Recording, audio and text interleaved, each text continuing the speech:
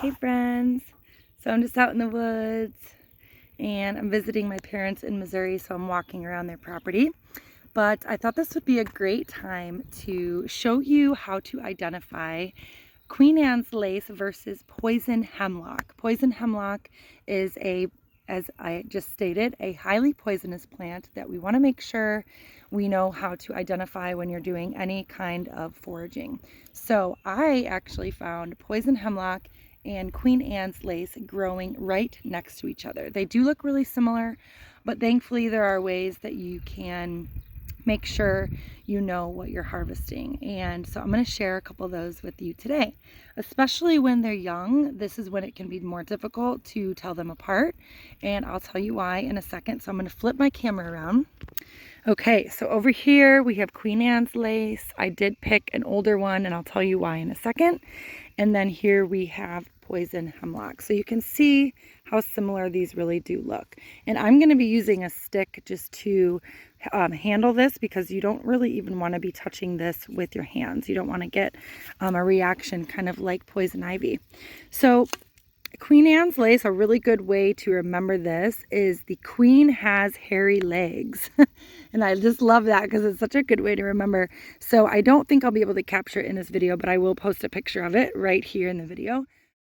But you'll be able to see tiny little hairs growing all up the stem. So the queen has hairy legs. Queen Anne's lace has hairy legs.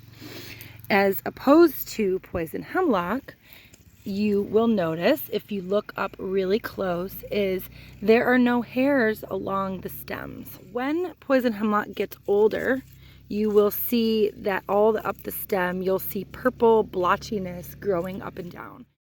When it's young, you won't be able to see that. Maybe you might be able to see some purple blotches toward the root or toward the base of the plant, but this one's pretty young, so you really can't see that. So yes, you definitely want to look for that purple blotchiness of poison hemlock when it gets older. And then another distinguishing feature is the flower head. So if you notice, these flowers are much more spread out and not so much bunched up as you'll notice in a Queen Anne's lace, and I'll show you this one. So this is much more bunched up. These are a bit more separate. And then another distinguishing feature, but not always, is going to be Queen Anne's lace has a single black, real dark purple flower in the middle, so you can see. But again, this one is young on the left, and you can't see that single red flower or single black dot flower in the middle. So that isn't always the case. The main differentiating feature is going to be the stems. I hope that was helpful in kind of giving you an idea of what we're looking at. And when in doubt, if you have questions or if you're not 100% sure what something is, the rule is just don't harvest it. Just don't gather it. Don't mess with it, because you don't want to risk something like, ingesting a poisonous plant. So hopefully that helps. And don't be afraid to forage. Just learn your plants and learn which ones to avoid 100%. All right. Have a beautiful day.